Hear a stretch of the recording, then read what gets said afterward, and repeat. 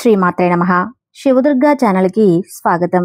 అందరికీ కూడా ఆ అమ్మవారి ఆశీస్సులు ఉండాలని మనస్ఫూర్తిగా ఆ తల్లిని వేడుకుంటూ, చైత్రమాసం ఏప్రిల్ 6వ తారీఖున శ్రీరామనవమి రాబోతుంది. మరి ఆలోపు ఈ కథను విని స్వామి అనుగ్రహాన్ని పొందుదాం. ఇక ఈ కథ ఏమిటంటే శ్రీరామదేవుని కథ. ఈ కథను ఎవరైతే మనస్ఫూర్తిగా భక్తి శ్రద్ధలతో వింటారో వారికి సకల ఐశ్వర్యాలు లభిస్తాయి అని చెప్పి సాక్షాత్తు శ్రీరామచంద్రుడి వారే చెప్పినటువంటి మాట ఇది. మరి ఆ కథ ఏమిటో ఇప్పుడు తెలుసుకుందాం.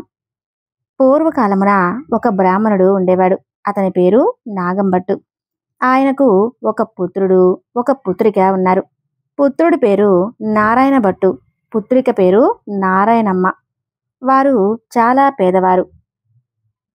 వారు భిక్షాటన చేసి కుటుంబ పోషణ చేసుకుంటూ ఉండేవారు. అయితే అలా కొన్నేళ్ళు అయ్యేసరికి నాగంభట్టు కాశీకి వెళ్ళి ధనాన్ని సంపాదించుకోవాలి అనేటువంటి ఒక బుద్ధి పుడుతుంది. అలా అనుకోగానే భార్యతో చెప్పి తెల్లవారుజామునే లేచి వెళ్తున్నానని చెప్పి ప్రయాణమై అలా వెళ్తూ వెళ్తూ కొంత దూరం వెళ్ళేసరికి అతనికి దారిలో సూతుల వారు, వ్యాసుల వారు, నారదుల వారు ప్రత్యక్షమవుతారు. ఓ బ్రాహ్మణుడా, ఎక్కడికి వెళుతున్నావు అని చెప్పి అడుగుతారు. నాగంభట్టు నేను కాశీ వెళ్తున్నాను, ధనం సంపాదించుకోవాలని అని చెప్పి వాళ్ళకి సమాధానం చెబుతాడు. ఓ వెర్రి బ్రాహ్మణుడా, కాశీకి వెళ్తే నీకేమైనా ధనం ఎవరైనా మూట కట్టి ఇస్తారా?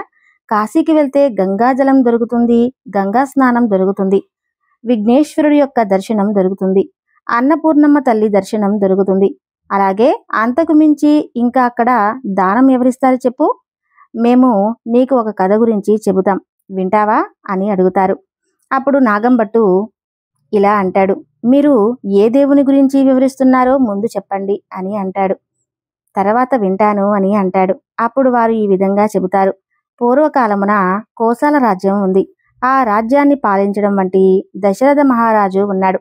ఆయన పిల్లల కోసం పుత్రకామేష్టి యాగం చేయగా దేవతలు ప్రత్యక్షమై ఆయనకు పాయస పాత్ర ఇచ్చారు. అది పట్టుకుని వెళ్ళి తన భార్యలైనటువంటి కౌసల్య, సుమిత్ర, కైకేయి అనేటువంటి ముగ్గురు భార్యలకు ఇస్తాడు. ముగ్గురు ఆ పాయసాన్ని భుజించగానే గర్భవతులవుతారు. నవమాసాలు నిండగానే చైత్రశుద్ధ నవమి నాడు పునర్వసు నక్షత్రమైన శ్రీరాముడు, లక్ష్మణ, భరత, శత్రుఘ్నులు అయినటువంటి 4 కుమారులు జన్మిస్తారు. అలా వారు దినదిన ప్రవర్తమానమై బాలచంద్రుడి వలె పెరుగుతూ ఉంటారు. విశ్వామిత్రుడు వచ్చి రామలక్ష్మణులు ఇద్దరిని కూడా యాగ సంరక్షణార్థం తనతో పంపించమని చెప్పి దశరథ మహారాజును అడుగుతాడు. విశ్వామిత్రుడితో రామలక్ష్మణుడు పంపించేందుకు దశరథుడు అంగీకరించగా ముని వారిద్దరికీ బల, అతిబల అనేటువంటి విద్యను నేర్పిస్తారు. ఇక రాముడు తాటకిని చంపి శివుని విల్లు విరిచి సీతను పెళ్లాడి అహల్యను శాప విమోచనం చేస్తే పరశురాముడి యొక్క గర్వభంగం చేసి కైక వరం చేత 14 ఏళ్లు అరణ్యవాసంలో ఉండగా రావణాసురుడు సీతమ్మ తల్లిని ఎత్తుకొని పోగా లంకాపురమున లంకాదహనం చేసి రావణాసురుణ్ణి వధించి విభూషణుడికి పట్టం గట్టి తిరిగి వచ్చి పట్టాభిషిక్తుడై సుఖంగా రాజ్యాన్ని ఏలుతూ ఉంటాడు. అయితే ఇది రామదేవుని కథ. ఈ రామదేవుని కథను ఎవరైతే చెప్పుకుని లక్ష్మీవారములు పూజ చేసి ఆవు నెతితో దీపం పెట్టి ఆవు పాలు, గోధుమ రవ్వ, పంచదార చక్కగా ఉండల్లాగా చేసి వాటిని 5 ఉండల్లాగా చేయాలి. రామదేవుడికి నైవేద్యంగా పెట్టాలి. ఒక ఉండ స్వామివారికి, ఇంకొక ఉండ బ్రాహ్మణుడికి, ఒక ఉండ ముత్తైదువుకు, ఒకటి ఇరుగు పొరుగు వారికి, ఒక ఉండ భార్య పిల్లలు తినాలి. ఈ విధంగా 5 లక్ష్మీవారాలు పూజ చేయాలి. ప్రతినిత్యం కూడా రామదేవుని కథ చెప్పుకున్న తర్వాత అష్టైశ్వర్యాలతో, సిరి సంపదలతో తులుతొగుతారు అని వారు చెప్పి వెళ్ళిపోతారు. ఇక నాగంభట్టుకి వెళ్లకుండా తిరిగి ఇంటికి వెళ్ళి స్వామివారి యొక్క పూజను చేసి కథ చెప్పుకున్న తర్వాత వారికి అష్టైశ్వర్యాలు కలుగుతాయి. అలా కొంతకాలం అయ్యేసరికి ఇదివరకే కాశీకి వెళ్ళాలనుకుంటాడు కదా, అయితే ఇప్పుడు వెళ్దామని చెప్పుకొని కొంచెం ధనాన్ని మరలా మూట కట్టుకుని కాశీ కావడి భుజం మీద వేసుకుని కుమారుణ్ణి, కుమార్తెలను పిలిచి, అబ్బాయి, అమ్మాయి, మీరు మాత్రం నేను చెప్పినటువంటి ఈ రామదేవుని కథ మాత్రం విడవకుండా శ్రద్ధగా చెప్పుకుంటూ ఉండండి అని చెప్పి నారాయణమ్మతోనూ నారాయణ భట్టుతోనూ చెప్పి ఆయన కాశీకి ప్రయాణం వెళ్ళిపోతాడు. ఆ మరునాడే కుమారుడు ఆయా వారానికి వచ్చి, అమ్మా, రామదేవుని కథ గురించి చెబుతున్నాను, విందు, నువ్వు కూడా రామ్మా అని పిలుస్తాడు. నాయనా, వంటవేళ పొద్దు పొద్దున్నే దాసి పాచి పనికొచ్చేటువంటి సమయమైంది, ఇప్పుడు కథ నేను వినలేను అని చెబుతుంది. ఇక మరలా మధ్యాహ్నం కథ గురించి చెప్పుకుంటూ, అమ్మా, మధ్యాహ్నం సమయంలో కథ చెబుతున్నాను, ఇప్పుడైనా విందు గాని రామ్మా అని పిలుస్తాడు. ఇప్పుడే కథ నాయనా, పడకవేళ నిద్రవేళ, ఇప్పుడు నేను రాలేను అని చెబుతుంది ఆ తల్లి. ఇక రామదేవుడికి కోపం వచ్చి వారికి ఏ విధంగా అయితే అష్టైశ్వర్యాలు కలుగుతాయో అన్నీ కూడా వెళ్ళిపోగా స్వామివారికి బాగా కోపం వస్తుంది. అప్పుడు వాళ్ళింట్లో ఉన్న బిందెలు, చెంబులు, గిన్నెలు అన్నీ కూడా వాటంతటవే దొర్లుకుంటూ ఇరుగు పొరుగు వాళ్ళింటికి వెళ్ళిపోతాయి. అప్పుడు వాళ్ళింట్లో పూర్వం నుండి ఉన్నటువంటి ఒక ముష్టి వెత్తుకునేటువంటి చిల్లు రాగి చెంబు కూడా దొర్లి వెళ్ళిపోతూ ఉంటుంది. అప్పుడు నారాయణమ్మ చూసి, అమ్మా, కనీసం అదేనా ఉంచమని చెప్పమ్మా రామదేవుడికి, పట్టుకోవే అమ్మా అని చెప్పి చెబుతుంది. అప్పుడు ఆమె, అదేనా ఉండని నాయనా, తండ్రి దేవా అంటూ వేడుకోగా ఆ చెంబు తప్ప మిగతావన్నీ కూడా వెళ్ళిపోతాయట. ఇక వారి గుడిలో ఉన్నటువంటి ఒక వెండి కంచం కూడా దొర్లిపోతూ ఉండగా అప్పుడు ఆకాశవాణి పట్టుకొని లాగుతుంది. సగమంచు వారికి, సగమంచేమో పొరుగు వారికి వెళ్ళిపోతుంది. మరునాడు ఉదయాన్నే ఆమె వారింటికి నిప్పు కోసం వెళ్తుంది. వారి ఇంట్లో ఉన్నటువంటి ఆ కంచం కనిపిస్తుంది. కనిపించిన వెంటనే, ఇది మా కంచమే కదా అని అంటుంది ఆమె. మీ కంచం మా ఇంటికి ఎలా వస్తుందమ్మా? మేము మీకు ఏమైనా ఇచ్చామా? మీరు ఏమైనా మాకు ఇచ్చారా? లేదు కదా, కాబట్టి ఈ కంచం అంచు మాదే అని చెప్పి అంటుంది ఆమె. అలా కాదు, మా ఇంట్లో కూడా ఇదే కంచం అంచు ఉంది, కావాలంటే పట్టుకొని వస్తాను చూడు అని చెప్పి రెండూ దగ్గర పెట్టి చూస్తుంది. అలా రెండూ కూడా అతుక్కుపోతాయి. ఆ పురుగామ ఇది మాదే అని చెప్పి లాక్కుంటుంది. అప్పుడు సిగ్గుపడి ఆమె ఇంటికి తిరిగి వచ్చేస్తుంది. అప్పుడు వాళ్ళ కుమారుడు చూసి, ఏమ్మా, ఎదురింటావిడ ఏమైంది, ఏమని చెప్పింది అని అడుగుతాడు. ఆ ఎదురింటామ ఆ పాత్ర మాదే అని చెప్పి తీసేసుకుంది నాయనా అని చెప్పింది. అప్పుడు కుమారుడు, ఇప్పుడైనా రామదేవుని కథ గురించి చెబుతాను, వింటావా అమ్మా అని అడుగుతాడు. నేను కథ వినను, కార్యము వినను, విసుగు తెప్పించకు, నేను ఏ పనో పాటో చేసుకొని బ్రతుకుతా, కానీ ఆ రామదేవుని కథ మాత్రం నేను అస్సలు వినను. ఎలా వచ్చినటువంటి ఐశ్వర్యం అలానే వెళ్ళిపోయింది. నీ చెల్లిని మాత్రం తీసుకుని ఇక్కడి నుండి వెళ్ళిపో, ఎవరికైనా కాని ఇచ్చి పెళ్లి చేయాలని చూస్తుంది. ఆమె ఆజ్ఞ ప్రకారంగా నారాయణ భట్టు ప్రయాణమవుతాడు. అలా అతను వాళ్ళ చెల్లిని తీసుకుని ఊరి చివరికి వెళ్లేసరికి కాశీకి వెళ్ళినటువంటి నాగభట్టు తిరుగు ప్రయాణమై ధనాన్ని మూట కట్టుకుని ఎదురు చూస్తాడు. కొంత దూరం వచ్చేసరికి ఆయన ఊరి చివరికి వస్తాడు. అక్కడ కోనేరు కనిపిస్తుంది. ఆ కోనేరులో కాలు కడుక్కుందాం అని అనుకుని కడుక్కోవడానికి సిద్ధమవగా ఆ మూటను పక్కనే పెడతాడు. అప్పుడే ఒక పెద్ద గరుడ పక్షి వచ్చి ఆ డబ్బు మూటను ఎత్తుకెళ్ళిపోతుంది. అయ్యో అని చెప్పి నాగభట్టు విచారిస్తూ ఇంటికి వస్తుండగా కొంత దూరం వచ్చేసరికి నారాయణమ్మను, నారాయణ భట్టును చూసి, అబ్బాయి, అమ్మాయి, మీరు సుఖంగా ఉన్నారా అని అడుగుతాడు. ఏముంది నాన్నగారు, యథాప్రకారంగా అయితే ఎలాంటి లోటు ఉండేది కాదు. మీరు వెళ్ళినది మొదలు కథ చెబుతా రామ్మా అంటే అసలు ఒక్కరోజు కూడా వినలేదు అమ్మ. కాబట్టి రామదేవుడికి కోపం వచ్చింది. మనకు ఏ విధంగా అయితే ఐశ్వర్యం కలిగిందో అది మరలా అలాగే తిరిగి వెళ్ళిపోయింది అని చెప్పి జరిగిందంతా కూడా తండ్రికి వివరిస్తాడు. ఆమె ఆజ్ఞ ప్రకారం వెంటబెట్టుకుని చెల్లెల్ని తీసుకుని ఎవరికైనా వివాహం చేయాలని చెప్పి తీసుకొస్తున్నాను, మీ ఆజ్ఞ కూడా చెప్పండి నాన్నగారు అని అడుగుతాడు. సరే, అలాగే చేద్దామని చెప్పి నాగభట్టు విచారిస్తూ ఇంటికి వెళ్ళిపోతాడు. ఇక నారాయణ భట్టు నారాయణమ్మను వెంటబెట్టుకుని అలా వెళుతూ ఉంటాడు. వారు వెళ్ళగా వెళ్ళగా కొంత దూరం వెళ్లేసరికి నారాయణ భట్టుకు ఒక బ్రాహ్మణుడు కనిపిస్తాడు. కనిపించగా ఆ బ్రాహ్మణుడు ముందు నిలబడతాడు. ఓ బ్రాహ్మణుడా, నీకు నా చెల్లినిచ్చి వివాహం చేస్తాను, చేసుకుంటావా అని అడుగుతాడు. నాకు పెళ్లి వద్దు, పేరంటం వద్దు, నాకేమీ అక్కర్లేదని చెప్పి ఆ బ్రాహ్మణుడు చెబుతాడు. ఇక అలా అక్కడ నుండి కొంత దూరం వెళ్తారు. అలా వెళ్లేసరికి ఇంకొక బ్రాహ్మణుడు కనిపిస్తాడు. నారాయణ భట్టు అతడితో, బ్రాహ్మణుడా, నా చెల్లినిచ్చి నీకు వివాహం చేస్తాను, చేసుకుంటావా అని అడుగుతాడు. నాకు పెళ్లి వద్దు, ఏమీ వద్దు, ఇదివరకే 2 భార్యలు కూడా ఉన్నారని చెప్పాడు. అలా వెళ్తుండగా ఒక పెద్ద పూల తోట కనిపిస్తుంది. ఆ తోటలో ఈ అన్నా చెల్లెలు ఇద్దరు కూర్చొని రామదేవుని కథ చెప్పుకుంటూ ఉంటారు. ఎక్కడి నుండో కాని ఒక బ్రాహ్మణుడి యువకుడు వచ్చి పూలు కోసుకుంటుండగా ఆ యువకుడిని చూసి, ఓ బ్రాహ్మణుడా, నీకు నా చెల్లినిచ్చి వివాహం చేస్తాను, చేసుకుంటావా అని అడుగుతాడు. పెళ్లి చేస్తానంటే వద్దంటానా? కానీ మా గురువు గారున్నారు, వారి ఆజ్ఞ ప్రకారం ఆయన పెళ్లి చేసుకోమంటే తప్పకుండా చేసుకుంటానని చెబుతాడు. మీ గురువు గారు ఎక్కడుంటారు అని చెప్పి అడగగా, ఫలానా తోటలో ఉంటాడు అని చెప్పి అతను చెబుతాడు. వెంటనే నారాయణ భట్టు గురువుగారి దగ్గరికి వెళ్ళి, అయ్యా గురువుగారు, మీ శిష్యుడికి నా సోదరునిచ్చి వివాహం చేద్దాం అనుకుంటున్నాను అని చెబుతాడు. అప్పుడు ఆ గురువు, బ్రహ్మచారి గృహస్థుడిగా చేస్తానంటే వద్దంటానా?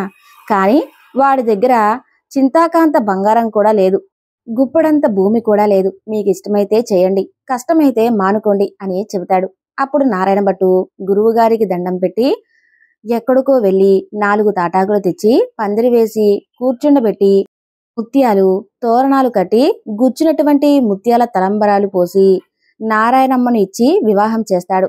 అక్కడే కూర్చుని రామదేవుని కథ కూడా చెప్పుకుంటారు. అలా కొన్నేళ్లు అయ్యేసరికి ఒక విప్రుడు వచ్చి, మీకు 4 ఎకరాల భూమి దారపోస్తాను, పుచ్చుకోవాల్సిందేనని చెప్పగా, అప్పుడు వారు రామదేవుని కథ గురించి చెప్పుకుంటున్నాం కదా, అయితే తప్పకుండా పుచ్చుకుంటాం, మీకు ఇష్టమైతే కూర్చోండి, మీరు ఈ కథ విందురుగాని. అలా ఆ కథ అయిన తర్వాత ఆ బ్రాహ్మణుడు రాగి చెంబులో నీరు పోసి, అలా నా తోటలో ఆస్తి ఉంది, అనుభవించమని చెప్పి 4 ఎకరాల భూమి వారికి దారపోసి అక్కడి నుండి వెళ్ళిపోతాడు. ఆ 4 ఎకరాల భూమిని అనుభవిస్తూ కథ చెప్పుకుంటూ అక్కడే ఉంటారు. వీరు ముగ్గురు కూడా అలా కొన్నేళ్ళు అయ్యేసరికి ఆ ఊరి రాజుగారు ఒక భవనం కట్టించి కొంత ధనాన్ని పుణ్య దంపతులకు దారపోయాలి అని చెప్పి చూస్తూ ఉంటారు. అలా ఎక్కడ వెతికినా కూడా ఆయనకు పుణ్య దంపతులు దొరకలేదు. ఆ రోజు రాత్రి రాజుగారి కలలో రామదేవుడు కనిపించి, ఫలానా తోటలో పుణ్య దంపతులు ఉన్నారు, వారిని తీసుకువచ్చి దారపోయండి అని చెప్పి ఆజ్ఞాపిస్తాడు. ఇక స్వామివారు ఆజ్ఞ ప్రకారంగా మరునాడే ఉదయాన్నే లేచి భటులతో పల్లకిని పంపిస్తాడు. మా దేశపు రాజుగారు గృహాన్ని కొంత భాగాన్ని ధనాన్ని ఇద్దరికి దారపోస్తారట, మిమ్మల్ని వెంట పెట్టుకుని తీసుకురమ్మని చెప్పి పంపించారు, కాబట్టి మీరు మాతో పాటు రావాల్సిందే అని చెప్పి అంటారు. ప్రస్తుతం మేము రామదేవుని కథ గురించి చెప్పుకుంటున్నాం అయ్యా, మీకు ఇష్టమైతే కూర్చొని కథ వినండి, అయిపోయిన తర్వాత తప్పకుండా వస్తామని చెప్పారు. వాళ్ళు అలానే ఆ భటులు కూడా కథ విన్న తర్వాత ఆ పుణ్య దంపతులను తీసుకుని రాజుగారికి అప్పగిస్తారు. రాజు సంతోషంతో ఆజ్ఞ ప్రకారం ధనాన్ని వారికి ధారపోసి అలానే ఒక భవనాన్ని కూడా ఇచ్చి వెళ్ళిపోతాడు. అప్పుడు నారాయణ భట్టు ఆమె భర్త అక్కడే కూర్చొని ఆ గృహాన్ని అందంగా 4 ఎకరాల భూమిని చక్కగా అనుభవిస్తూ అక్కడే కథ చెప్పుకుంటూ ఉండేవాళ్ళు. అలా కొన్ని రోజులయ్యేసరికి నారాయణ భట్టు ఇలా అంటాడు, నేను ఇలా ఎన్ని రోజులు ఇలా ఉండాలి చెప్పు, కాబట్టి నేను వెళ్ళి సాక్షాత్తు ఆ రామదేవుని ఎక్కడ ఉన్నాడో తీసుకుని వస్తాను, నువ్వు నీ భర్త కథను మానకుండా చెప్పుకోండి అని చెప్పి నారాయణ భట్టు ప్రయాణం వెళ్తాడు. అలా నారాయణమ్మ ఆమె భర్త కథ చెప్పుకుంటూ ఉంటారు. ఇక నారాయణ భట్టు కొంత దూరం వెళ్ళగా అతనికి ఒక గ్రామం కనిపిస్తుంది. ఆ గ్రామంలోకి వెళ్తే అక్కడ ఒక యాదవ పిల్లవాడు ఒడ్లు పోసుకుని అక్కడ కాపలా కూర్చొని ఉంటాడు. ఆ పిల్లవాడిని చూసి, గోపాలక, ఈ గ్రామంలోని విశేషాలు ఏమిటి అని అడుగుతాడు. ఏముంది బాబు, నేను పుట్టుకతోనే అంధుడను, ఒడ్లు పోసి నన్ను కాపలా కూర్చోమని చెప్పగా ఇదిగో కర్ర పుచ్చుకొని కూర్చున్నాను, నా అవస్థ చూస్తే ఎలా ఉందో చూసావా అని చెబుతాడు. నారాయణ భట్టు, అయ్యో సరే, నీకు ఒక కథ గురించి చెబుతాను, వింటావా అని అంటాడు. ఓ అలాగే వింటాను, చెప్పమంటాడు ఆ పిల్లవాడు. అప్పుడు రామదేవుని కథ చెప్పి ప్రతి విధానమంతా కూడా చెప్పేసరికి ఆ పిల్లవాడికి కొంచెం కళ్ళు కనిపిస్తాయి. ఓహో, కథ వింటేనే ఎంత మహత్యం ఉందో, మరి వ్రతం చేసుకుంటే ఇంకెంత మహత్యం ఉంటుందో అని చెప్పి తన నివాసానికి వెళ్ళి, ఏ దైవానికో చెప్పండయ్యా, మిమ్మల్ని నేను పూజ చేసుకుంటాను అంటాడు. అది రామదేవుని మహత్యం, నేను ఏ దైవాన్ని కాదు, 5 లక్ష్మీ వారాలు పూజ చేసి ఆవు నేతితో దీపం పెట్టాలి, ప్రసాదం 5 ఉండలుగా చేసి రామదేవుడికి, ముత్తైదులకు, బ్రాహ్మణులకు, ఇరుగు పొరుగు వారికి ఇచ్చి భార్యాపిల్లలతో సహా తినాలి అని చెప్పి వెళ్ళిపోతాడు. అలా అతను కొంత దూరం వెళ్ళేసరికి ఒక రాజు విచారిస్తూ ఉంటాడు. రాజును చూస్తే, ఏం రాజా విచారిస్తూ ఉన్నావు అని అడుగుతాడు. నా భార్యా బిడ్డలు పరారయ్యారు, రాజ్యంపై రాజులు దండెత్తి తీసుకున్నారని చెప్పి రాజు చెబుతాడు. అయితే నేనొక కథ గురించి చెబుతాను, వింటావా అంటాడు. ఓ, అలాగే వింటాను, చెప్పాల్సింది మహానుభావా చెప్పు అని అంటాడు రాజు. నారాయణ భట్టు రామదేవుని కథ అంతా చెప్పి వ్రత విధానం అంతా కూడా వివరిస్తాడు. అప్పుడు రాజుగారి వ్రతం చేయగా పరారైనటువంటి భార్య బిడ్డలు, పరారైనటువంటి రాజులు తీసుకున్నటువంటి రాజ్యము తిరిగి పంపిస్తారు. అప్పుడు రాజు సంతోషంతో నారాయణ భట్టును చూసి, ఏమండి మహానుభావా, మిమ్మల్ని చూస్తుంటే సాక్షాత్తు భగవంతుడిలా ఉన్నారు. మీరు ఏ దైవమో చెప్తే మిమ్మల్ని నేను పోషించుకుంటాను అని చెప్పి అడుగుతాడు. నేను ఏ దేవుడును కాను, ఇది రామదేవుని కథ మహత్యం. మీరు 5 లక్ష్మీ వారాలు 5 ఆదివారాలు పూజ చేయమని చెప్పి వ్రత విధానమంతా చెప్పి మరలా కొంత దూరం వెళ్ళగా అక్కడ ఒక స్త్రీ విచారిస్తూ కూర్చోవటం కనిపిస్తుంది.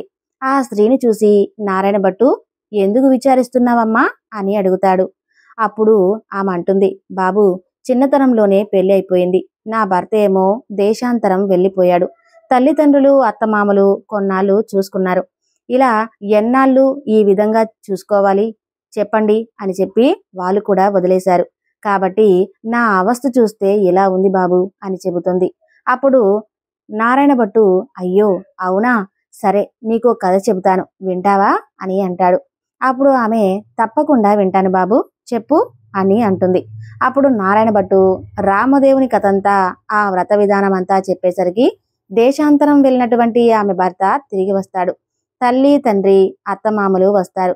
సంతోషించి నారాయణ భట్టుని చూసి, ఏవండి మహానుభావా, మీరు అసలు ఏ దైవానివి, మిమ్మల్ని మేము పూజ చేసుకుంటాం చెప్పండి అని అడుగుతారు. ఇదంతా రామదేవుని కథ మహత్యం.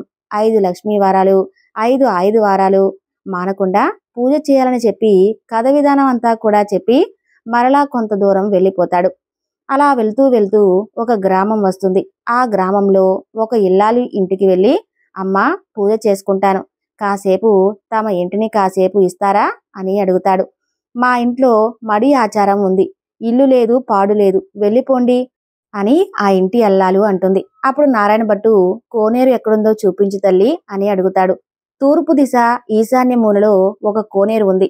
అప్పుడు అక్కడికి వెళ్ళి స్నానం చేసి వెళ్ళినటువంటి ఆ ఇల్లాలు అరుగు వద్దకు వచ్చి తూర్పు దిశ ఈశాన్య మూలన ఒక పీటను వేసి పసుపు రాసి బొట్టు పెట్టి దానిపైన రామదేవుని పటం పెట్టి కథ చదువుకుంటూ ఉండగా అంతలో ఆ యువతి వచ్చి చూడగా నారాయణ భట్టు ఆమెకు తాంబూలము దక్షిణ ప్రసాదము ఇస్తాడు. ఆమె పుచ్చుకొని లోపలికి వెళ్తుంది. నారాయణ భట్టు చదువుకొని అక్షంతల తల మీద వేసుకొని కాస్త నీటిని ఆ ఇంటి మీద జల్లి వెళ్ళిపోతాడు. అతను వెళ్ళగానే ఆ ఇల్లు ఎంత పెద్దది అయిపోతుందో, ఇంకేంటి ఆ ఇల్లాలు భర్త తిరిగి వస్తే ఆ ఇల్లు మరలా తెలుసుకోలేడేమో అని చెప్పి ఆ వీధి అరుగు మీదే కావలి కాస్తూ కూర్చుంటుంది. అలా అంతలో ఆమె భర్త ఎదుట పెడమూట వేసుకుని ఇల్లు కనిపించగా కంగారు పడిపోయి అక్కడే నిలబడి చూస్తుంటాడు. ఆమె చూసి, మనదేనండి ఇల్లు అని చెప్పి పిలుస్తుంది. నేను రాను అని చెబుతాడు. ఇలా ఎందుకు అయ్యిందో చెబుతాను వినండి అని చెబుతుంది.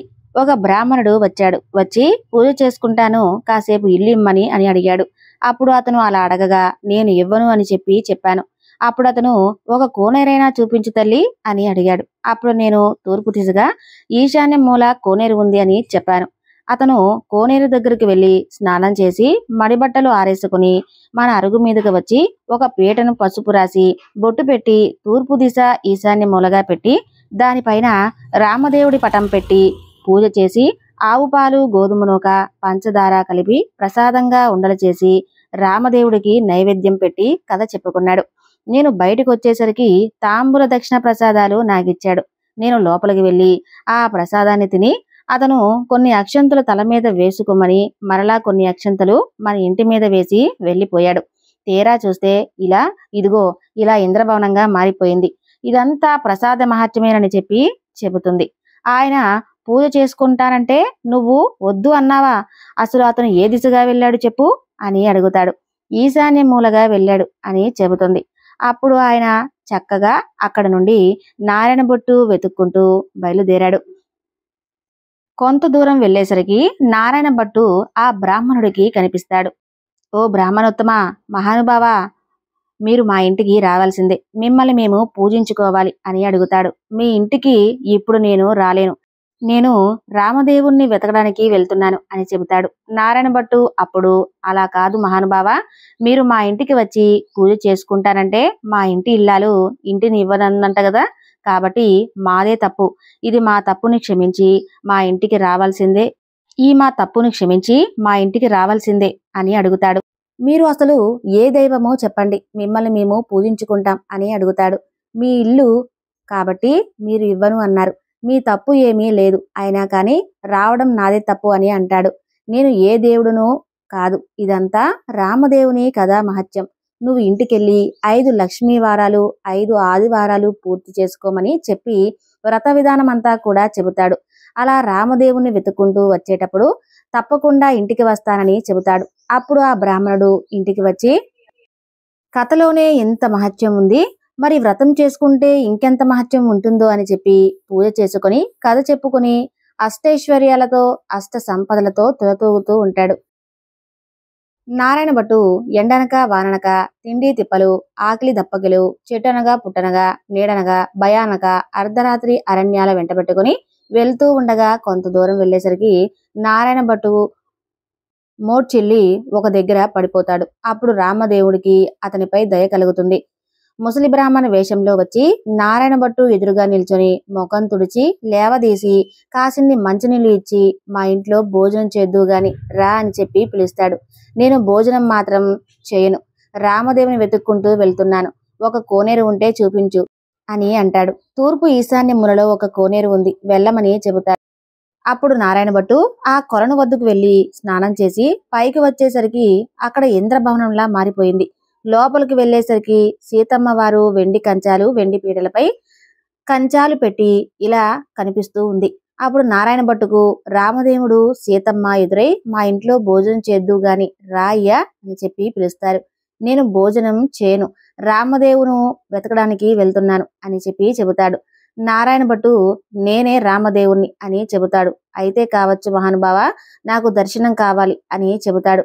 అప్పుడు పులి చర్మంతో రుద్రాక్షలతో విభూది రేఖలతో నలిగిన నాగభరణంతో శిరస్సున గంగతో పక్కన పార్వతీదేవితో త్రిశూలము త్రినేత్రముతో నంది వాహనంపై పరమేశ్వరుడు ప్రత్యక్షమవుతాడు. అప్పుడు నారాయణ భట్టు వారిని స్తోత్రం చేశాడు. తర్వాత ఆ స్తోత్రానికి పరమేశ్వరుడు ప్రత్యక్షమవుతాడు. అప్పుడు నారాయణ భట్టు విష్ణుమూర్తిని కూడా ప్రత్యక్షం కావాలని కోరుకుంటాడు. అప్పుడు విష్ణుమూర్తి వక్షస్థలమున వనమాలితో మెరుపు తీగ వంటి లక్ష్మీదేవితో శంఖచక్ర గదాధరుడై నెమలి పించం ధరించి ప్రత్యక్షమవుతాడు. అప్పుడు హరిణ్ణి కూడా ఈ విధంగా స్తోత్రం చేశాడు. స్వామివారిని అనేక విధాలుగా స్తుతించేసరికి హనుమ, సీతారామ లక్ష్మణులు, భరత శత్రుఘ్నులు సపరివార సమేతంగా శ్రీరామచంద్రుల వారు ప్రత్యక్షమవుతారు. అప్పుడు రామదేవుడు, ఇప్పుడైనా భోజనం చేస్తావా అని నారాయణ భట్టును అడుగుతాడు. అలాగే చేస్తాను, కానీ భోజనమైన తర్వాత నాతో వస్తాను అని చెప్పి నాతోనే వస్తానే భోజనం చేస్తాను అని అంటాడు. అప్పుడు సీతమ్మ తల్లి 4 కూరలు నవకాయ పిండి వంటలతో పంచభక్ష పరమన్నాలు వండి వెండి కంచాలపై పీటలు వేసి వారి బంధుకోటి సమేతంగా నారాయణ భట్టుకు సీతమ్మ తల్లి భోజనం వడ్డిస్తుంది. అందరూ భోజనాలు చేసి లేచి కర్పూర తాంబూలం తర్వాత నాతో వస్తాను అని అభయమిచ్చావు స్వామి, కాబట్టి మా ఇంటికి నాతో పాటు రావాల్సి ఉంది అంటాడు నారాయణ భట్టు. అప్పుడు నారాయణ భట్టు ముందు వెళ్తుండగా రామదేవుడు వెనక నడుస్తూ బయలుదేరి వెళ్తూ ఉంటారు. అలా కొంత దూరం వెళ్ళేసరికి నారాయణ భట్టు వెనక్కి తిరిగి చూస్తాడు. అప్పుడు రామదేవుడు కనిపించడు. అప్పుడు నారాయణ భట్టు ముఖం తిరిగి మరలా మూర్ఛ వచ్చి నేల మీద పడిపోతాడు. అప్పుడు మరలా స్వామివారికి దయ కలిగి ఒక ముసలి బ్రాహ్మణ వేషంలో వచ్చి నారాయణ ముఖం మీద నీళ్లు చల్లి, ఇలా పడిపోయావేమిటి, నాతో పాటు నడవలేవు కాబట్టి నన్ను ఎందుకు రమ్మంటున్నావు అని అంటాడు. దేవా, ఏమిటి స్వామి నీలీలా, నీ మహిమను బ్రహ్మాది దేవతలు, యోగీశ్వరులు, మునీశ్వరులు, తపస్సులు కూడా తెలుసుకోలేరు. మీ మహత్యం తెలుసుకునేందుకు నేనెంత వాడను స్వామి, నేనేదైనా కానీ తప్పులు చేస్తే క్షమించు, నాతో పాటు రావాల్సిందే అని చెప్పి రామదేవుణ్ణి నారాయణ భట్టు ప్రార్థిస్తాడు. అప్పుడు రామదేవుడు అలాగే వస్తానని చెప్పి వచ్చేటప్పుడు నువ్వు ఎవరి ఇళ్ళకైతే వెళ్ళావో వారి ఇళ్లకు నన్ను కూడా నీ భుజాలపై ఎక్కించుకొని తీసుకుని వెళ్ళు అని అంటాడు. అప్పుడు నారాయణ భట్టు రామదేవుణ్ణి భుజాలపై ఎక్కించుకొని కొంత దూరం వచ్చేసరికి ఇల్లు ఇవ్వనని చెప్పినటువంటి ఇల్లాలు ఇంటికి వస్తారు. అక్కడ ఇల్లాలు ఆమె భర్త రామదేవుని కథ చెప్పుకుంటూ ఉంటారు. వారి భక్తికి మెచ్చి వారికి అష్టైశ్వర్యాలు ఆయురారోగ్యాలు ఇచ్చి వాళ్ళను కాపాడి రక్షిస్తాడు. మరికొంత దూరం వచ్చేసరికి ఒక స్త్రీ కనిపిస్తుంది. అక్కడ ఆ స్త్రీ కూడా ఆమె భర్తతో కలిసి స్వామివారి కథ చెప్పుకుంటూ ఉంటుంది. వారికి కూడా అష్టైశ్వర్యాలు ఆయురారోగ్యాలు ఇచ్చి సిరి సంపదలు ఎనలేని సంపదలు ఇచ్చి వారిని కూడా రక్షిస్తాడు. తర్వాత ఒక గోపాలుడు ఇంటికి వెళ్తారు. ఆ పిల్లవాడు దగ్గరకు వెళ్ళగా ఆ పిల్లవాడు ఆ రోజు ఆదివారం కాబట్టి నారాయణ భట్టు చెప్పిన మాదిరిగా పూజ చేసుకొని కథ చెప్పుకుంటూ ఉంటాడు. ఆ పిల్లవాడిని కూడా మెచ్చుకొని అష్టైశ్వర్యాలు ఆయురారోగ్యాలు ఇచ్చి సిరి సంపదలు కలగాలని వారిని కూడా కాపాడి రక్షిస్తాడు. ఇక కొంత దూరం వచ్చేసరికి చెల్లి వస్తుంది. అక్కడ వారు రామదేవుని కథ చెప్పుకుంటూ బంగారు తోగుటియాల్లో ఊగుతూ ఉంటారు.